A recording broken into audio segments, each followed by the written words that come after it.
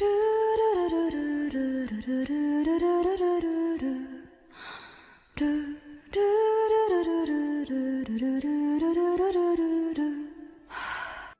Mage Side Chapter 17, Chain of Events Origin. The signal from the stealth fighter piloted by Noah of the Bravers vanished. The army that had lent the fighter to the Bravers passed this information on to the Special Forces members who were on standby, surrounding the 8th Guidance's base, and it was devastating news for them. To the ordinary people, the Bravers were heroes, but to soldiers, they were more than just that. To the soldiers, Amiya Hiroto and the others were cheats, unfair beings. 100 geniuses that normally appeared very rarely were all born in the same generation, and most of them had been born on an island nation to the far east. And all of them possessed at least one non-magic ability that worked on unknown principles. Partially due to these abilities, each of them had the power to shake entire nations. The fallen hero, Kanata, had possessed Gungnir, which allowed him to snipe and kill any target through any obstacles. The metamorph Shihuin Mari, who had killed Kanata, was a master of disguise beyond what was seen in spy movies. She could change her race and physique instantly, rendering scanners for fingerprints, retinas, and voice signatures useless, and there was a high possibility that she could fool sensors that identified the mana wavelengths of individuals as well. The Oracle Endo Ukuya, Machida Aaron with calculation, Shimada Izumi with inspection. All of them broke the rules. The most fearsome of the Bravers was Amiya Hiroto. If he had been born before the World War, it would likely have been the Eastern Island nation, not the American-European alliance, that ruled the world. So, did the stealth fighter's signal disappear because of an attack by the 8th Guidance? Are the Bravers still alive? Asked a commanding officer of the special forces of one of the nations. Unknown, his subordinate immediately replied. However, the vital signals of Noah, Mouse Smith, have ceased. I see, so that troublesome woman has disappeared. Mao had been marked among the Bravers as someone who needed to be under significant surveillance. That wasn't because her behavior was often problematic, but because her Noah ability was troublesome. Things stored inside Noah could never be detected from the outside. Precious metals, firearms, drugs, she could transport them as she liked. Of course, that included people. What if she were to transport a dangerous biological weapon inside Noah? The thought was enough to terrify the high officials in every nation. The Bravers had possessed society's trust up until now, but there were Murakami Junpei and the others who were now working with the 8th Guidance.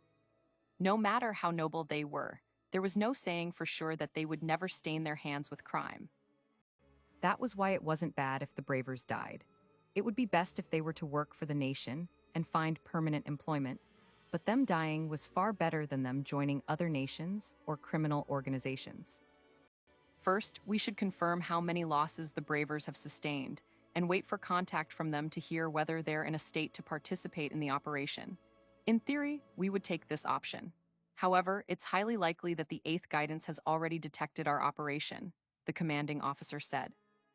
If that wasn't the case, there was no way a latest model stealth fighter would go missing with its young and healthy pilot dead. How had the 8th Guidance, who shouldn't have been in possession of any radar equipment, detected the approach of a stealth fighter?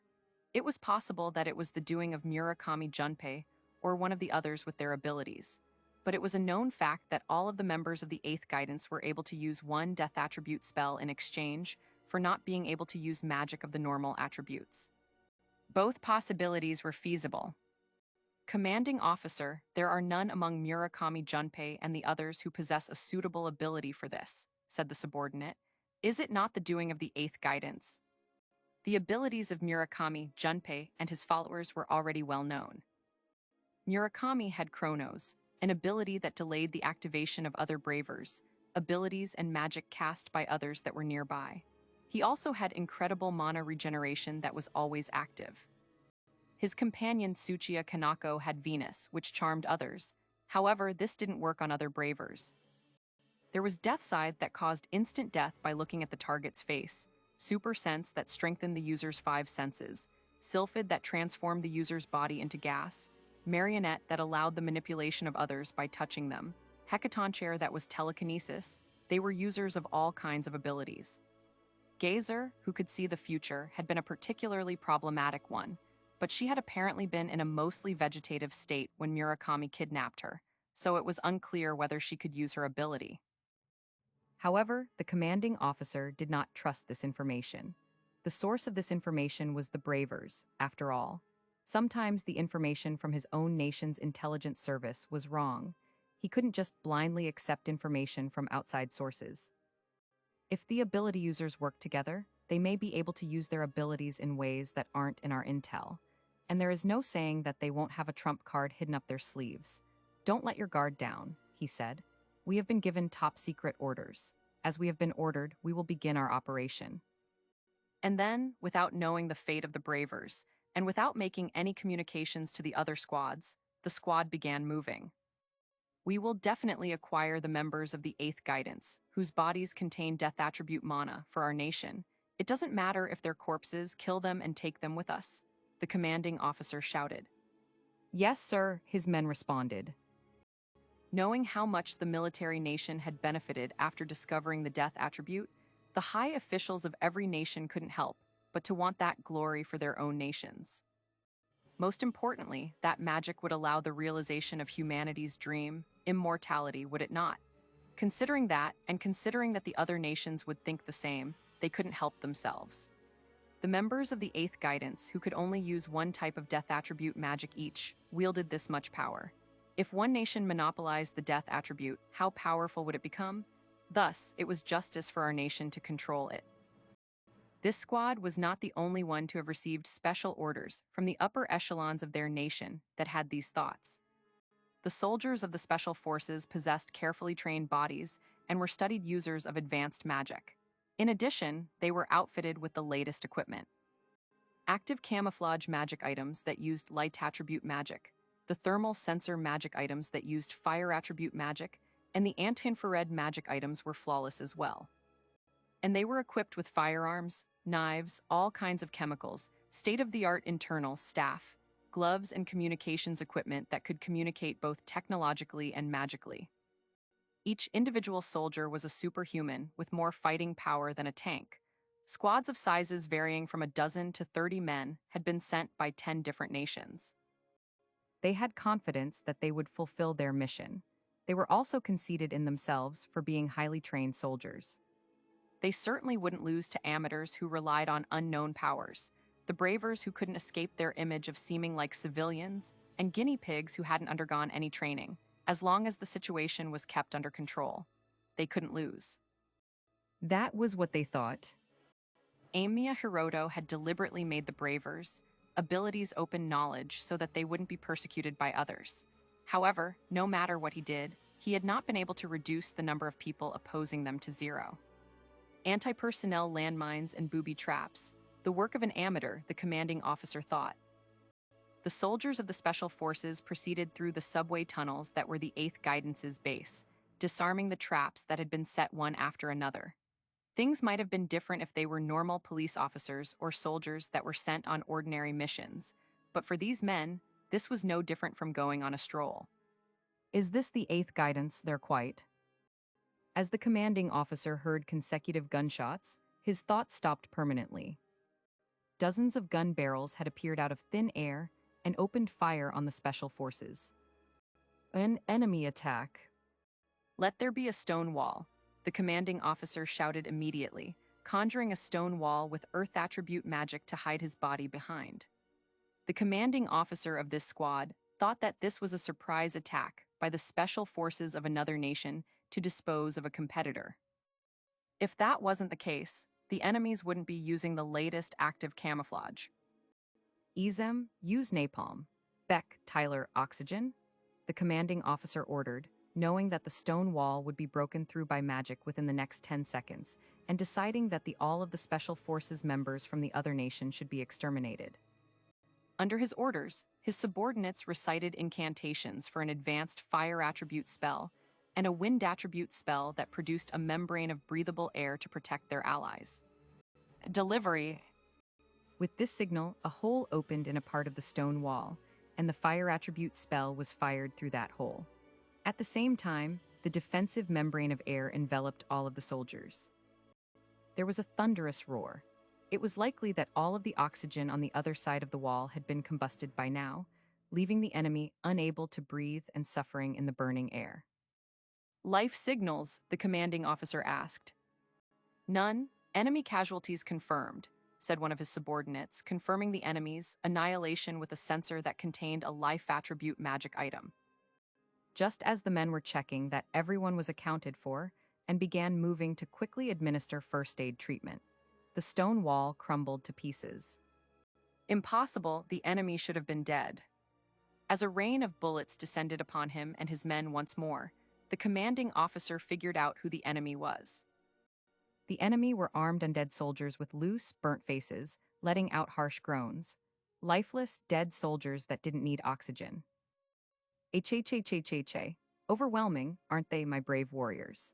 Valkyrie, the tall, beautiful woman with waist-long silver blonde hair, laughed loudly as she watched the Special Forces soldiers fall one by one to the undead under her command. TLN, this is a reference to a famous line from Gundam. Overwhelming, isn't it, my army? This line is very commonly referred to, actually. I've seen similar references numerous times. You're right about that, said the Death Scythe, Kano Miyagi, as he looked on. Aren't zombies normally small fries? How rude calling them small fries. My brave warriors are true heroes who fight on without fearing even death, Valkyrie protested. Well, they're already dead, so there's no need for them to be scared of it now. Undead existed in origin, but they were just treated as a kind of monster, corpses that moved on their own because of mana that had remained in the body for whatever reason. In many cases, they simply rampaged like beasts. They did not possess the intelligence or skills that they had in life. The only exception was the undead who had used magic. That was why the Special Forces soldiers would never be defeated, no matter how many zombies tried to swarm them. The most they would be able to do was buy some time. However, the brave zombie warriors that Valkyrie commanded could handle firearms, as they had done while alive, and they could even cast simple spells. Of course, it's thanks to our comrades who gathered all of the corpses for me, and Isis's power. I'm only giving them commands, nothing else, Valkyrie said. The brave zombie warriors could exhibit the same abilities that they had possessed while alive due to the power of Isis, the black woman with dreadlocks. Just like the goddess who once joined together the separated remains of her husband to resurrect him, Isis was able to turn corpses into undead that possessed the same abilities they had while alive. She needed between an hour to half a day to create a single one, so she couldn't add the currently dying Special Forces soldiers to her undead, however. And Valkyrie's power was manipulating undead, who were normally impossible to control. That was all. Therefore, my brave warriors and I will not accept criticism. We shall make full use of the equipment that we have been capturing from research facilities and criminal organizations up until now, Valkyrie declared. I don't want to go along with this, but... Kano, to your right, there are some guys trying to blow up the subway system with high explosive devices. Kill them, ordered a voice coming from Kano's communications device. Yes, sir, Murakami Dana. Obeying these orders, Kano released ultrasonic waves with wind attribute magic. Sensors picked up the ultrasonic waves and projected the faces of his targets. Death Scythe. With just that, the targeted soldiers went into cardiac arrest, convulsing a few times before dying. Did you think that you could feel at ease because you're wearing helmets? It was true that Death Scythe could only cause instant death, cardiac arrest, in targets that he had seen with his bare eyes. However, he had embedded sensors into his eyeballs and could see the faces of his targets with the echoes of the ultrasonic waves that went through helmets and masks, and he could kill his targets using this method. It was a method developed after he had accepted Murakami's offer, so the Special Forces, who had acquired their information from the Bravers, were unaware of this trump card. Are you done? If you are, we're marching forward. The appetizer will be devoured by I, Valkyrie, and Izanami and Berserker as well, before the fake heroes arrive. The beautiful, brave-looking Valkyrie declared to the men. Kano made a displeasured expression. Why are you going out of your way to go on the front lines? The commander is usually at the back, right? It's because my power is only effective within a 1-kilometer radius from me.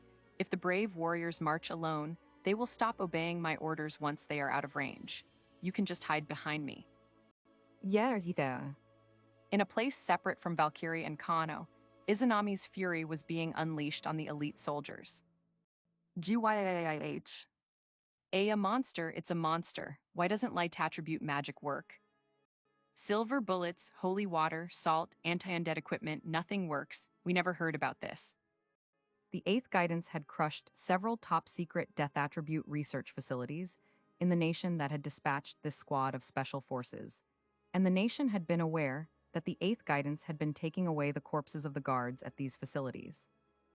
Thus, the nation had provided their soldiers with large quantities of anti-undead equipment, having guessed that the 8th Guidance might turn these corpses into undead and use them to guard their base. However, the one station there was not the undead, under Valkyrie's command, but Izanami. Ferocious roars filled the air. Yamatsushikome, masses of flesh about the size of medium-sized dogs, each with 4 short limbs with sharp claws, and a mouth filled with fangs that looked as if it had been pasted onto the body. And Yamatsuakusa, which had the appearances of apes that had their muscle fibers exposed. TLN, Yamatsushikome are demonesses of the underworld in Japanese mythology. Izanami sent them after Izanagi, who broke the contract between them. Yamatsuakusa are demons that inhabit the underworld. Izanami's ability created these 2 types of monsters, whose heads were filled with nothing but a desire to feed. Agufa, go and eat, then come back. Izanami used a knife to cut out one of the protuberances that covered his body, right from the base. The tumor made graphic-sounding noises as it transformed into a monster. At the same time, the wound left behind on Izanami's body closed rapidly. Kufa, now then, kill them. They are not the ones who killed the undead, the one who gave meaning to this unsightly monster, but they are the allies of those who killed him. Now, dig in, Izanami murmured. All of the cells in Izanami's body, not just the protuberances but its internal organs as well, had transformed into something resembling cancer cells that repeatedly underwent endless cell division. Thus, it was suspected that Izanami would not die unless over 70% of its brain was destroyed. However, in the military nation's research facility, Izanami had been nothing more than a useless guinea pig that simply didn't die. But thanks to the death attribute mana gained when the undead rescued it, due to the size of the protuberances, it had become able to create 2 types of monsters from the tumors cut away from its main body. Right before Izanami's eyes, these 2 types of monsters, Yamatsushikome and Yamatsuakusa, were forcing the special forces, who were supposed to be elite soldiers, into a disadvantageous situation. But the price that Izanami paid was that its tumors expanded rapidly. Its cells were on a rampage to try and recover from the repeated injuries its body had sustained within a short period of time. Kyuka, at this rate, the pressure from the tumors will crush my organs, my brain. Now that Izanami had become unable to even walk due to the size and weight of the tumors, it had started to see the finish line and whispered into its communications device. I'm going to make my body light now, it said. Won't you last any longer? Asked the voice of Baba Yaga, who was waiting for her own turn to step up. A bitter smile appeared on Izanami's face. I'll probably last another few minutes, but soon, I won't even be able to speak. I see, then leave the rest to me. Good night, Izanami, said Baba Yaga. Let us meet again, comrade, said Valkyrie's voice. I'll go soon as well, so wait for me, said Pluto. Izanami listened to the farewells from Pluto and the others. Yeah, I'll be waiting on the other side, it replied, and then took out the switch that it had received from Isis. Now that Izanami thought about it, Isis hadn't said farewell, but it was probably because of Murakami and the others, so it was fine. This body of mine, devour as many of them as possible. Izanami pressed the switch, and an explosive magic item implanted inside its skull was activated. The explosion itself was small, but it was enough to destroy Izanami's brain. With the paste-like mixture of blood and what was once its brain pouring out of the hole where its face was, Izanami collapsed. A deep growl filled the air. Izanami's body stood up with a creaking noise, rising as an enormous Yamatsuakusa. With its beast-like roar filling the subway tunnels, the enormous Yamatsuakusa charged at the Special Forces soldiers that were still resisting, desiring more prey. A beast was roaring in other passageways as well. Lee, get a hold of yourself, Lei. But the beast was Sergeant Lee Jian of the Special Forces squad sent by an Asian nation, who had been fighting against a member of the 8th Guidance until just a moment ago. That member of the 8th Guidance was a large, fat man wearing the fur of a bear, but he was a fearsome fighter who possessed both the agility of a carnivorous, feline beast and the superhuman strength of a bear. If he was allowed to close the distance, he would take the limbs, head, or organs of the enemy with a single blow. Normally, he would not be allowed to get close, but the Special Forces soldiers couldn't prevent him from closing in due to the traitor bravers, the Hecatoncheir, Doug Atlas, and the Aegis, Melissa J. Sodom, who were supporting the enemy from behind. And so, 10 of the 30 soldiers of the Special Forces squad had fallen and finally defeated the beast. But for some reason, Sergeant Lai, who had dealt the fatal blow, had begun killing his companions as a new beast. JUOH. Lee, it's me, it's Chen Jaya. Lee, who had been a specialist in close-quarters combat with his knife, was using that skill to its fullest as a beast. He cut the throat of the comrade who was sorrowfully calling his name. That's no longer Sergeant Lee. Exterminate him along with the enemy. Though it was already too late, the soldiers saw this, changed their way of thinking, and began a full-blown attack on Sergeant Lee. Bullets and spells cast with their incantations, shortened by portable magical mediums, flooded in towards Sergeant Lee. Don't let up on your attacks. Think of the enemy as a monster that will continue moving until you completely destroy its arms and legs, a soldier shouted. But this also meant that the enemy was a monster that could be stopped if its arms and legs were completely destroyed, if its entire body was turned into mincemeat. The surviving Special Forces soldiers had the skill and equipment to make that happen. However, this was only true if their attacks landed. Sergeant Lee roared, and a white, fog-like shield appeared in front of him, deflecting all of the bullets and spells. Seeing this, the soldiers' faces turned pale. That damn Aegis, what are Park and Zioli doing? Shouted the man who appeared to be the commanding officer. The response to this question came from one of the two people behind Sergeant Lee, a man with an afro. Do you mean these two that I just crushed with my bare hands? He said, pointing at a corpse that had become compacted and thin with all of its bones crushed, as if it had been gripped by a giant, and another whose head had been pulverized. Nobody responded to him. They won't hear you if you speak with your normal voice, will they, Atlas? Oi, don't call me Atarasu. TLN, here there are 4 kanji that are pronounced. Atarasu, a Japanese name. Yes, Doug, I just have to call you Doug, right? How bothersome. Melissa, how can you speak like that when I'm protecting, whoops? Behind Melissa, a half-white, half-Asian woman, the harsh sound of bullets being deflected echoed out. One more rat. The terrible sound of bones being broken and flesh being crushed came from thin air, and then a mass of mincemeat the size of a soldier, covered in an active camouflage robe, appeared there. Thank you for your hard work. Wow, that's such an unsexy way to say thanks. I have my hands full with looking after that beast, Berserk. The woman's name was Melissa J. Sodom. She was a reincarnated individual with the ability to conjure an Aegis, a shield of ultimate defense. Her Aegis was capable of blocking any physical or magical attacks. However, she could only conjure it around herself or somewhere a short distance away from her, not both at once. When she conjured the Aegis, as she had done earlier to protect the beast Berserk of the 8th Guidance, she herself became defenseless. It was the Hecatoncheir, Doug Atlas, that covered her. This was the role of the man who had been named Shurai Atarasu by his parents on Earth, as they had wanted him to become a man who supported the world. He possessed 3 abilities: a powerful telekinesis, omnidirectional perception, and force vision, an ability that allowed him to switch between infrared, ultraviolet, and monodetecting vision. He had been given the codename Hecatoncheir, named after the giants that possessed 100 hands and numerous heads.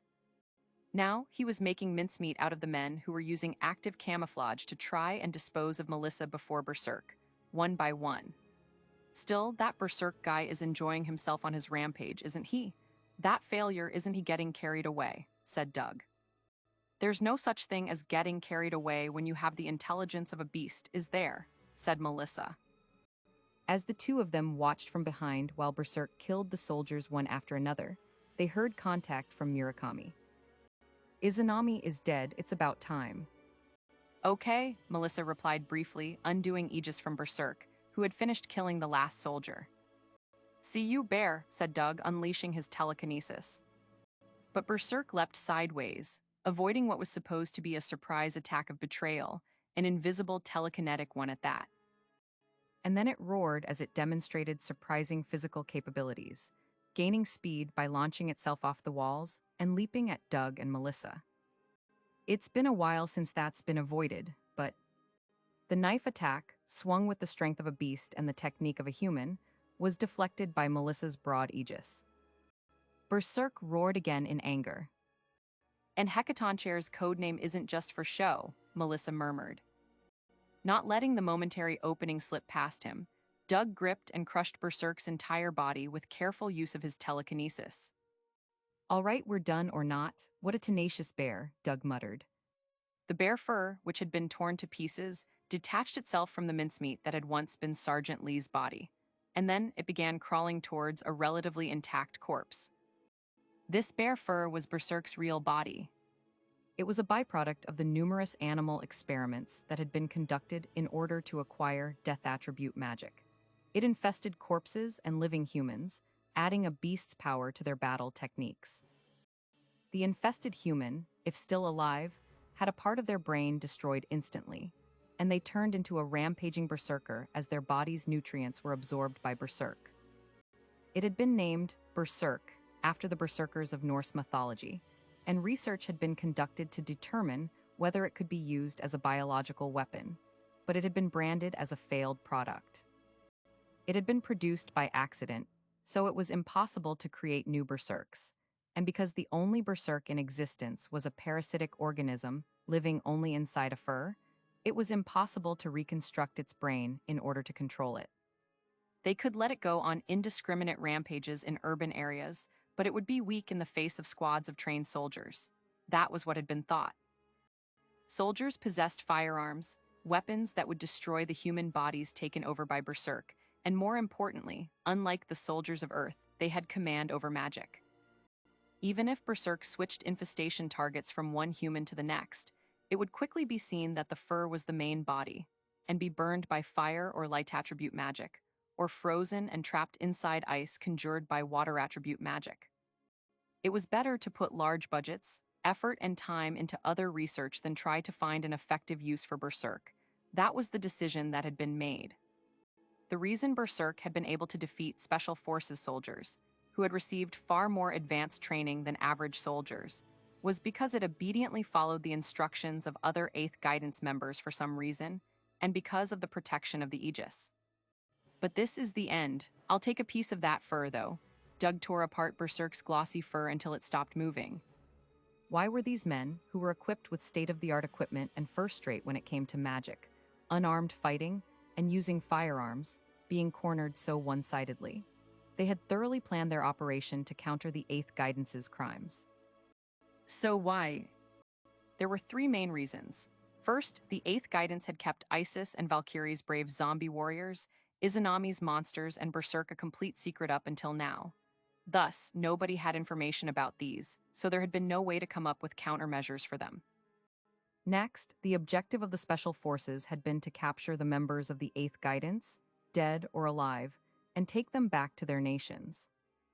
Since there was no need to make the effort of capturing them alive, every Special Forces squad had been aiming to kill them and acquire the 8th Guidance's corpses.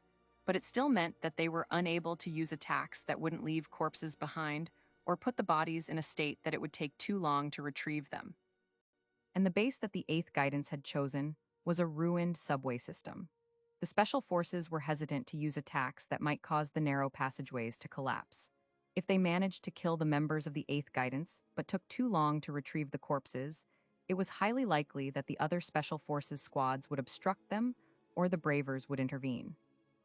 There were some squads that had collapsed the passageways deliberately, having given up on retrieving Valkyrie, Izanami, and Berserk, and prioritized the capture of Pluto and the others instead, but they were obstructed by the final reason. It was the fortunes possessed by Murakami and the other former Bravers. Pluto and her companions didn't know that the Bravers and the undead had been reincarnated from another world. Murakami and his followers hadn't given them that much information. However, the 8th Guidance had noticed, while targeting the Bravers, that they had unusually good luck. Bullets missed their vital areas and they gained information on terrorist organizations through coincidence. They survived in incredibly lucky ways, like protagonists of comics and dramas, and were helped by all kinds of coincidences as they achieved their objectives. Was it really just good luck?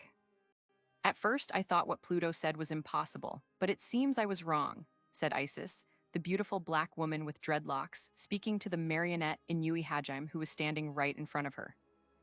Really? Isn't it just a coincidence? Hajime asked, speaking in a sticky tone. No, said Isis. The moment we joined forces with you people, everything started to go well. We managed to dispose of the calculation and inspection that were getting in the way of our plans and even the oracle. We managed to dispose of Noah, delaying the arrival of the other bravers. Even now, the special forces of every nation are being overwhelmed by Izanami, Valkyrie, and Berserk, none of whom have experience in real battles. It's all because of you people. The 8th Guidance had welcomed Murakami and the others into their ranks, not only to make the bravers begin killing each other, but also to make use of their fortunes and destinies. The reincarnated individuals were protected by the fortunes and destinies given to them by Rodcourt. That was why they could, luckily, survive and act as they had been acting. However, when the reincarnated individuals fought each other, those fortunes and destinies did not function well. Pluto hadn't known this, but noticing that Kaido Kanata had been caught in Shihuan Mari's trap, somehow managed to narrowly escape and then died 3 days later, she had deduced that this might be the case. And she had been right. That's why we're thankful to you people. I got to give Berserk some good exercise in the end, too, and Jack in particular. Thanks to you, he had a reason to go together with Hitomi. Isis cut her words off there. Hajime gave a broad smirk. Aren't you going to ask why we betrayed you? He asked Isis, who couldn't move a single finger due to Marionette's ability. But although he asked this question, he continued speaking, as if not interested in an answer. Well, it seems that you predicted that we would betray you, right from the beginning. Indeed, from the moment we joined Murakami-sensei and left that group of good kids, the Bravers, we planned to betray you. To be more precise, we'd become re-employed at the intelligence agency of a federal state. Joining you was part of our work for that agency. Hajime spoke proudly, smiling. He was like the foolish villain in a comic book, but he had only one opponent, Isis. All of the undead were with Valkyrie, Berserk had been released somewhere else, and Isis was a woman who couldn't use guns or magic of any attribute. And because Marionette already had control of her body from the neck down, she couldn't move a single finger. Hajime's marionette ability allowed him to take over and control the nerves of anyone he touched. However, direct skin-to-skin contact wasn't necessary. By connecting himself to his target with a weak electrical current produced by wind attribute magic for just a moment, the requirements were met. I've been working on this dirty infiltration mission for over a year, so it's all right for me to enjoy some benefits on the side, isn't it? Tormenting someone who couldn't resist was an irresistible pleasure, even more so when that person was a good woman. But even after having control over her body taken from her and hearing Hajime's confession, the calm smile didn't disappear from Isis's face. Composed, aren't you? I'll let you in on something good, Hajime continued. Murakami-sensei and the others are going to retrieve your corpses. They're not going to capture you alive. Other than you, it's difficult to capture you guys alive. What about the ones that have already died? Izanami has probably turned his corpse into a monster, and Shade had no body to begin with. Jack might have helped you guys escape, so it was better to have him die first. Everything was in the palm of their hands. Hajime seemed elated as he spoke, but there was no change to Isis's smile. Feeling irritated by that, Hajime began ridiculing her companions in an even louder voice. What about Gazer? It's fine, she was never one of our allies anyway. We just kidnapped her under Murakami-sensei's orders so that she could be used on this mission. She was just a disposable tool. But I didn't think that she'd get along so well with you guys. She got so close to that creepy pumpkin head. She did quite well for herself, didn't she, that slut? Hajime spat. Finally, Isis frowned. Could you keep your voice down a little? Your voice is glossy and unpleasant to listen to. I don't care about that, you shitty woman. Stop pretending to be calm. Hajime was enraged by the fact that he was getting a completely different reaction from the one he desired. Do you understand the position you're in? If I wanted to, I could make you strip and behave like a dog. By being captured alive by me, you've become a guinea pig again. If you don't like that, how about you try crying and sucking up to me? He shouted. Isis's frown turned back into a smile as she spoke in a tone that sounded as if she was pitying Hajime. You can't do anything without threatening a woman whose body you've taken control over. Maybe you haven't even held a girl's hand before. Hajam could almost hear the blood draining from his face. Enough, shut up. Having snapped, he extended Marionette's effects to Isis's brain. With that, she was no different from a wooden puppet, and he couldn't enjoy her reactions, but she was no longer something for him to enjoy.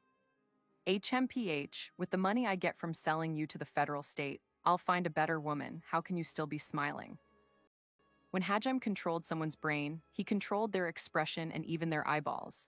However, Isis continued smiling against Hajam's will. Impossible, Hajam thought in surprise. Isis's smile grew wider. Your marionette is an ability that takes over a person's nerves, isn't it? Then it's simple. Medically speaking, I've undergone brain death. The researchers kept me alive in that state, and then the undead made me so that I am able to control my body directly with my soul. It was a miracle performed by the undead, Vandalu, for a reason as simple as, it's troublesome if you don't move on your own. Brain death, impossible, no human can be alive when their brain isn't functioning. Before you act surprised, you should think about this first. What is inside my skull instead of a brain that doesn't function? I wonder what it is that Izanami gave me, Isis said. Hajam gave a scream and tried to turn his body aside. Isis gazed at his back and pressed the switch implanted inside her mouth. I'm truly grateful to you. That's why I'll take you along with me. You're so fortunate that you are able to die with a good woman like me, she said. A thunderous explosion sent Inui Hajime flying, and he fell onto the railway tracks of the subway system, along with a broken fragment of the operating room's door. He bounced multiple times as he rolled across the tracks. Hajime gasped in pain. He was barely alive. Perhaps because the bomb implanted inside Isis's skull was weak, or perhaps because he had managed to put a little distance between them, he had just managed to use the door as a shield. And thanks to the portable staff, the miniature, internalized magical medium that he was equipped with, he had been able to shorten the incantation for a basic defensive spell, managing to cast it in time. Thanks to all of these, Hajime had managed to luckily survive. However, at this rate, he would die in less than 10 minutes. With the pain he felt all over his body and the blood drenching his clothes, he couldn't help but be aware of that. Help. As Hajime tried to crawl in search of help, he saw a woman holding a gun. For a moment, he held his breath, and then he exhaled in relief when he saw that it was an ally.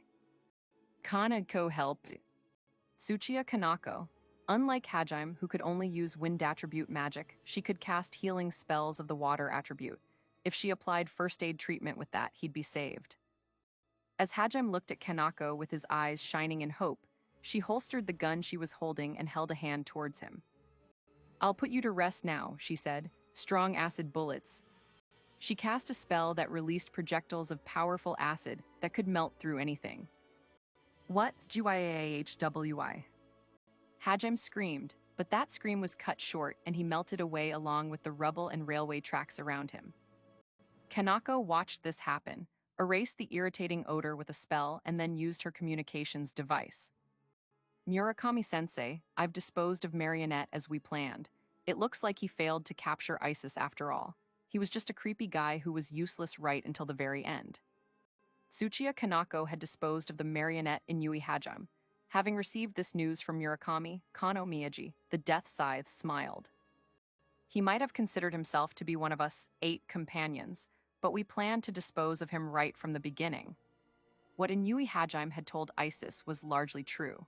The difference was that Murakami and the others had been ordered by the federal nation to dispose of Marionette during the mission. When Murakami had first revealed this, Miyagi had felt quite shaken, but he was convinced by Murakami's persuasion. Hajime had gone too far. His ability is too dangerous. Despite that, he showed that power off too much. He got what he deserved for making the important people of the federal nation so scared. Marionette, the ability to manipulate those the user was in contact with, which had evolved so that momentary contact via a weak electrical current was enough to control the target's body. The important people among Hajime's employers had decided that this ability was too dangerous. And he had been a dangerous person in terms of personality. He often got carried away, couldn't resist his desires, and he was hot-tempered as well. He wasn't trustworthy at all. And now that they had disposed of Marionette, the rest of them could expect to be treated better for having shown loyalty to their employers. Now all I have to do is kill the huge woman who's gotten carried away in front of me and collect her corpse. Miyagi looked at the chest of Valkyrie, who had almost completely exterminated the special forces that were the enemy, with a sharp glint in his eye as he activated his ability. With this, the enemy are almost exterminated. Though less than a third of my brave warriors remain, what is it, Death Scythe? Do you want a hug to celebrate our victory, or? Valkyrie's speech was cut short unnaturally. Clutching her abundant chest as if she was trying to tear the flesh off, she bent over. This is my victory. Miyagi's death scythe, technically speaking, was not a power that caused instant death in living creatures. It was a power that stopped the target's movement. However, he needed to concentrate for a long time to stop large movements, and this consumed a large amount of mana as well. That was why the movements that Miyagi stopped were limited to heartbeats. Thus, he could kill his target in an instant as long as his condition of knowing the target's face was fulfilled. Since I told them that it's a power that causes instant death, I just needed to use magic for rescue work in disasters and accidents and act as a trump card for finishing off terrorists. And I got to act big in front of my allies. Now, I'll get to act big in front of the federal state. Now, Miyagi just needed to ignore the zombies who had lost their commander, pick up Valkyrie's corpse, and bring her back to where Murakami and the others were. It was a pity to kill a woman like you, but it's all for the big payout. Don't think badly of me, he murmured. Valkyrie was on her knees, facing down, and she had stopped moving in this position. Miyagi leaned over in front of her to pick her up from the shoulders. At that moment, Valkyrie, who was supposed to be dead, moved her arm. Say ga. Miyagi gave a shout as he was flipped onto his back. He couldn't believe what he was seeing. Valkyrie was getting up, holding a stun gun in her hand. You're curious as to why I'm alive, aren't you, Death Scythe? But unfortunately, I don't understand why your Death Scythe doesn't work on me either, so I can't explain it to you.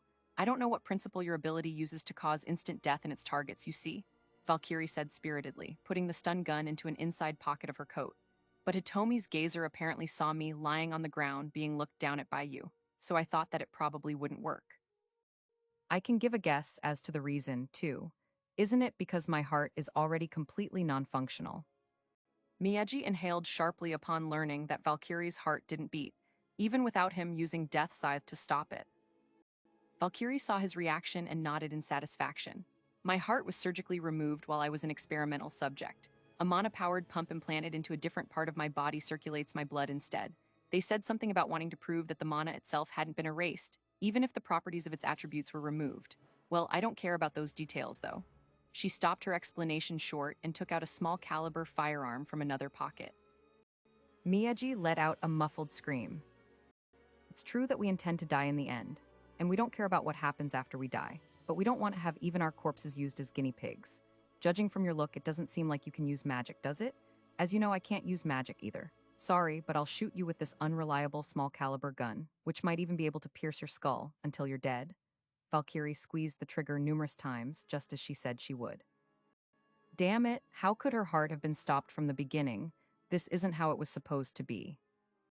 Miyagi desperately unleashed his Death Scythe, trying to stop the pump that was maintaining Valkyrie's life.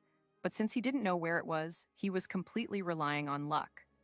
Fortunately, it seemed that Valkyrie wasn't skilled at shooting. She was aiming for Miyagi's head, grazing his scalp, ears, and shoulders, but she hadn't landed a direct hit yet. But at this rate, eventually. At that moment, something rolled out from between Valkyrie's legs.